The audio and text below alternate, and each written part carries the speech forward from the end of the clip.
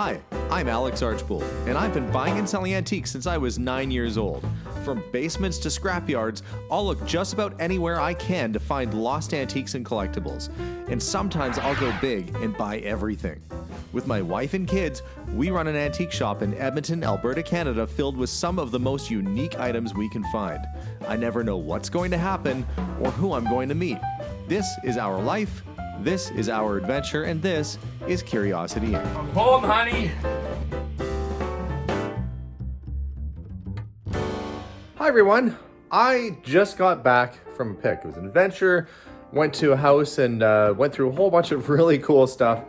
Boy, you never know what you're gonna find in this business. I kid you not, they had an original Renoir at their place. Ridiculous what's sitting around in people's houses, you just don't suspect it. Didn't buy it though, but you never know. Maybe they'll have a change of tune, it'll be something we'll end up with at the store, but yeah, how crazy is that?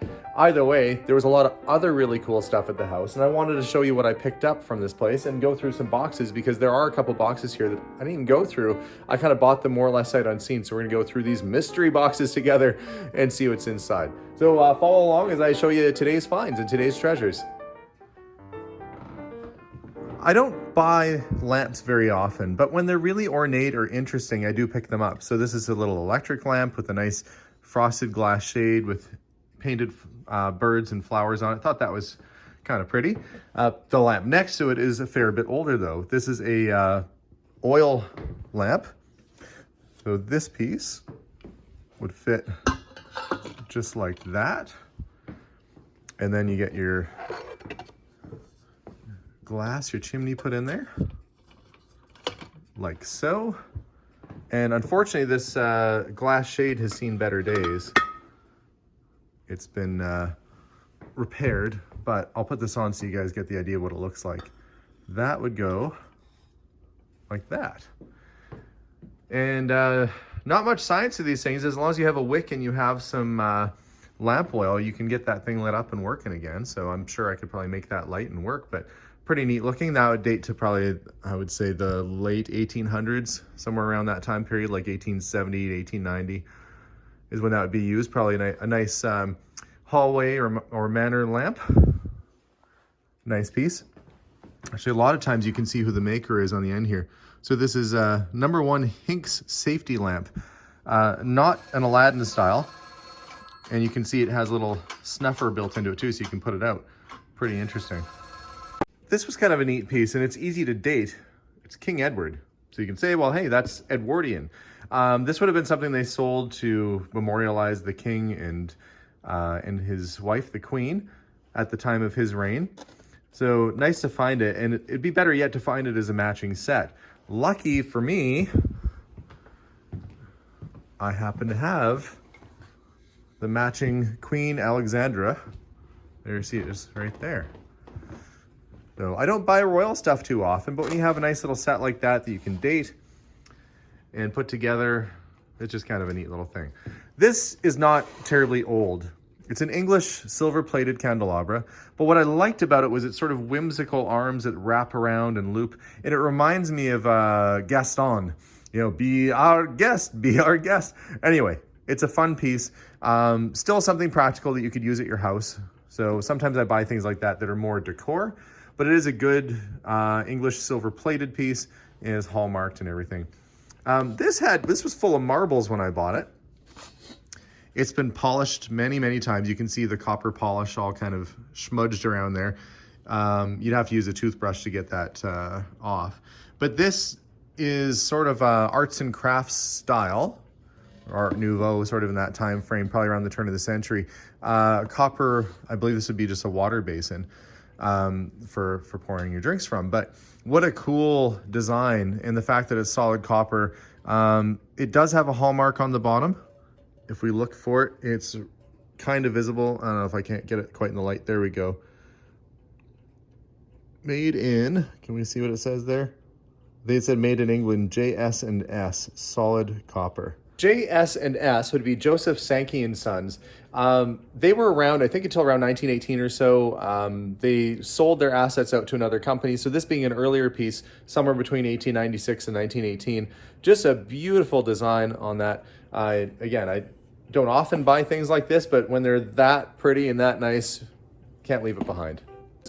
This, I would say, is slightly earlier than turn of the century. Nice English-made mantle clock. And that's where I found it. I was actually on a desk. You can see the nice little details that make it a little bit better than your average clock. Beveled glass on the front.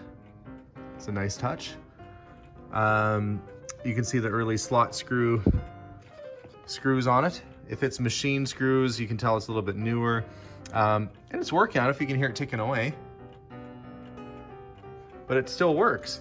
So that's nice when you don't have to do a service on a clock like that. Nice oak case, probably again, late 19th century, somewhere around there. Just a beautiful thing that when you come across it at a house, you wouldn't want to leave it behind. A clock like this could be anywhere between $300 to $400 or more to the right person. It is a beautiful piece, and the fact it's in working condition is a big bonus too. Now in this box, we have what appears to be 2 soapstone statues. This is what our people of the north, the Inuit, northern indigenous peoples would carve. Typically these big pieces like this would be something that they would make for the tourist trade, because as more of a nomadic peoples, it's not practical to carry around a big 5 or 10 pound stone with you. So the ones that they actually did for themselves are quite small. You could put in your pocket and carry around. That said, as much as you can see little carving marks and so forth on this is not an actual soapstone. This is a piece that was done by a company called Wolf Originals. You see these pretty often, especially around Canada. They weren't inexpensive, but they were a way to get people some northern art for a little bit less of a price. So it's actually a cast piece. It's just more of an art piece. That said, still worth probably $100 to $150 or so. As I wouldn't say a replica, but a non-authentic soapstone. So I got 2 of those in there. Still pretty cool though. I do like them. I'm always excited to get boxes of old toys because that's what I started collecting when I got into this business, and I know a fair bit about them. When I was told there might be some old trains and some toys in these boxes, I bought them without even really having to look through them because I knew that I'd probably want whatever's inside, and they didn't add that too much to the cost of the deal. So let's go through these boxes with me together right now, and we'll go through this for the first time together and see what I got. To me, this is what's fun. It feels like Christmas to go through this stuff. Okay. Mate 1 add-on disk drive for an Apple computer for the Apple II. Well, that's old. That's not a train. I wonder if that's actually what's in here. No, it's a train controller. But that's a really old Apple computer box. But that's the transformer for the train. Okay, so what do we have? Some buildings. I used to love getting these little buildings and painting them up. There's the roof for it. So you got the little water tower. That's what a lot of people were suggesting I put on my building, but not to code where I am. So there's probably going to be, okay, it's Hornby. There's probably going to be a bunch of, it looks like, buildings and structures. The value with most train sets comes with the engines. It's not even so much the accessories or the track. People always say, oh, I've got this big box of train track. It doesn't really mean it's worth a whole lot. Train track is really common. Let's dig some of this out. Have a look-see. Oh, it's a plate. Pool of London. Okay, so there's some things in here other than trains.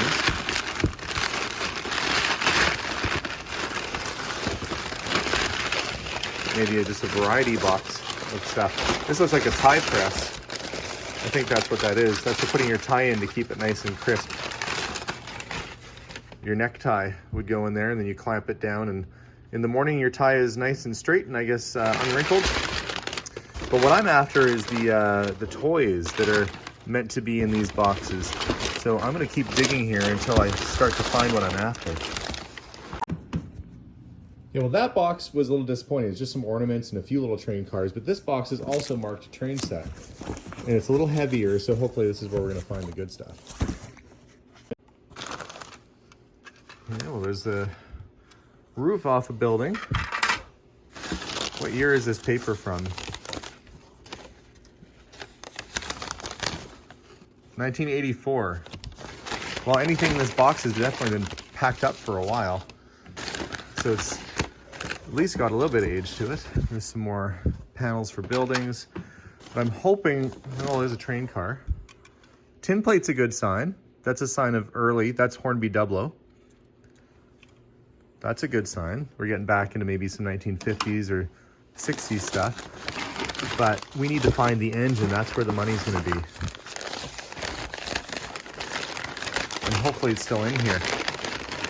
It'd be pretty disappointing to go through all this and then not actually find a train in the train set box. Okay, well there's another car. Hornby Dublo, again, tin plate. Okay, I'm gonna set these over here.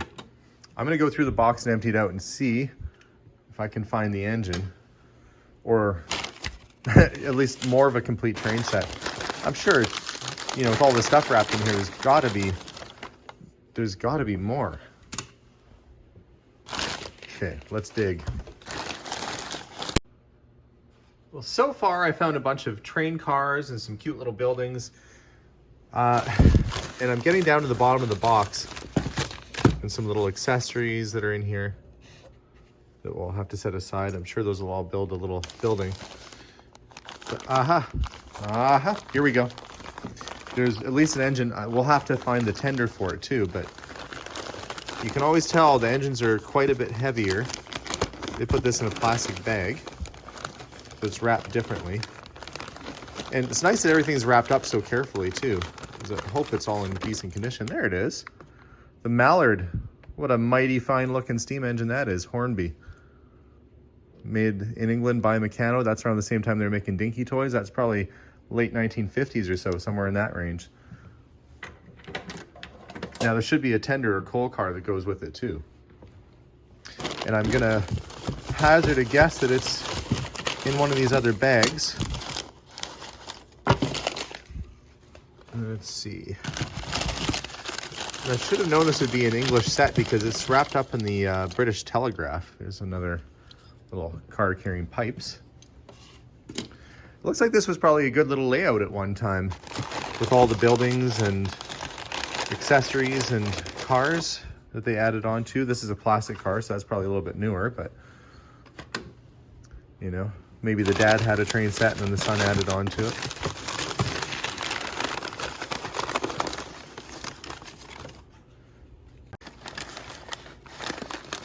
And there we go. British Railways. I was getting a little bit nervous there. I got down to basically the last couple wrapped packages. I didn't think I'd have the whole thing, but there I do. Good looking little set. Kid you not. It's like the second last thing that I opened and it was inside. There's still a few little accessories in here. I want to make sure I get everything out, because you don't want to accidentally throw out something important with the paper. That's happened before. A few little trinkets in this box that I wasn't expecting. Okay, this looks like a cup. Oh, cool. Rolls-Royce cup, 1908 to 1983. He said they had family that worked at the Rolls-Royce factory. That's kind of a neat thing. That might have to be a keeper for me. I don't take much stuff home, but that one's just calling my name. Let's see what's in box number 3 here. Nice little, looks like sterling silver inkwell. Been finding a few fancy little inkwells lately. That's a good one. And here is, maybe that's the matching plate for the Rolls-Royce cup. No, it's a little big. Probably unrelated, but same year, 75th anniversary. Another one. Rolls-Royce at Derby. Powder horn. Is for getting your precise amount of shot in for your rifle or gun. That's an older piece. Some nice opera glasses. Look like tortoiseshell. I wonder if they still work. They should clip into place and then you unclip them. And they pop up like that. Pretty cool. That's probably solid gold too. A lot of times the old glasses were actual gold. And some really old looking china in here. Hand painted. I don't see a mark on the bottom of it, but that looks like it's got some real age to it. I am definitely not an expert when it comes to dishes. Maybe that's Japanese. I hate to say it, that almost looks like a swastika, but that symbol was actually never really a bad symbol prior to the Germans using it. So you see it appear in Asian and Indian cultures going way back. But I'll have to look up that mark and see if I can figure out what year this is from. Nice little vase. More dishes and plates. There's more and more plates. And honestly, I don't know the first thing about plates.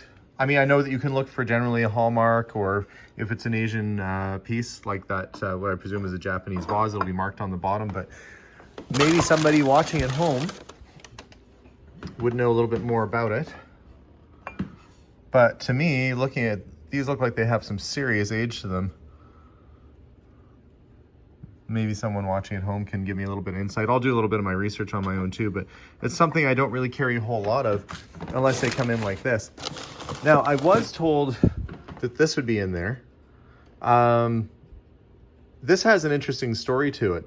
Apparently, this is from a Japanese shipwreck, an ancient, like a 1700s Japanese shipwreck. And it's a very fine, I don't even know what material that would be. Like, it almost looks like a jade, but it's so, so fine. There's a pair of these that were recovered from a shipwreck. So I'm going to get the information from the family. They're going to let me know which shipwreck it was, but that was really, really cool. This was kind of a curious piece. It's a bone handled and carved. It looks like it, well, possibly antler with carving. It's made into it's a riding crop. And all intact, it's got this nice little detail. Silver engraved detail right on the edge there. And just a really neat little piece. These folks were from England, brought this back with them, so it's probably an early English piece. You don't see riding crops too often. While I was there, I picked up a couple of really nice early walking sticks too. Again, nice detail. Looks like it's been used to, you know, maybe knock somebody into conquer a couple times. But really nice little scene engraved there. See the little house. And it looks like almost like a farming or a harvest scene and a tree. Really neat. And some silver inlay on the end. Nice early walking stick. But there was something else that I got that was pretty cool too. But it's all wrapped up behind me here. I'm going to show you. A few things, I guess. I'll start with, we're going to get to this bundle of blanketed stuff right there. This is neat. So it's an advertisement for the Wolseley Automobile. There's a standard Wolseley car to meet every requirement. So it says, one of the original 27 posters sent out to the 27 original dealers in 1922. So this is obviously a very early car advertisement sent out to a Wolseley dealership. Thought that was pretty neat. I do get into automotive stuff around here, so that was cool. But this, boy, this is going back a fair ways. 1700 or 1800s chair, but it's also not just a chair. It folds out into a footstool. So it's not just a chair, it's also a stool. So this piece, I believe, would tilt, kind of like so. And it turns into a footstool. Now it's obviously had some repair, or it needs the dowels tightened up a little bit. And it might have had another rung that connected it on the top. But this is a really early piece of furniture. Somebody's replaced the hinges. The originals obviously broke or were done away with, and they made their own out of brass to fit in there. But kind of a fun piece, really. And, you know, quite old. Probably had some garnishment, like some little, like this. Exactly like that. These little divots here are missing from the top that covers the screws. But that's okay. I mean, furniture like that's been around a really long time. Still a fun piece. Sadly, the the bottom has kind of dropped out of antique furniture in the last little while, so it's not as collectible as it used to be, but still a fun little piece to find in someone's house. But this is what I wanted to dig into. This little bundle right here is one of the main reasons why I went over to have a look in the first place. I'm always looking for cool historic artifacts, and when you see what I'm about to unroll, you'll understand why. So what did we have wrapped up in the blanket? Well, there's an antique 1800s English side-by-side black powder shotgun. This would have been a flintlock musket. You can see that the hammer is missing, sadly, but that is intact. It's so old, in fact, it's got little holes in it, pinholes, probably from having wormwood or some sort of problem with the wood. But hopefully that's all remedied by now. See all those little holes there? That was sitting in storage for an awfully long time. And this big guy right here, another one, not flintlock, but it's black powder. You can see the difference in the way that the hammer hits with where the ball and cap would be versus this being a flintlock musket where the flint on a hammer would pop down and then strike against your striker here, sending a spark and igniting your black powder going right into the musket. That is early, that's like, you know, Revolutionary War era kind of stuff. Of course, not from the American side, that's an English musket. And again, we've got these beautiful English naval swords and cutlasses, bayonets. Like that's what this is right here. World War I era bayonets. And that's a sword bayonet. That's even a little bit earlier. That is. And if with a little bit of research, I can find out perhaps what regiment these belong to and who they went with. But I was looking, well, this is a beautiful piece here.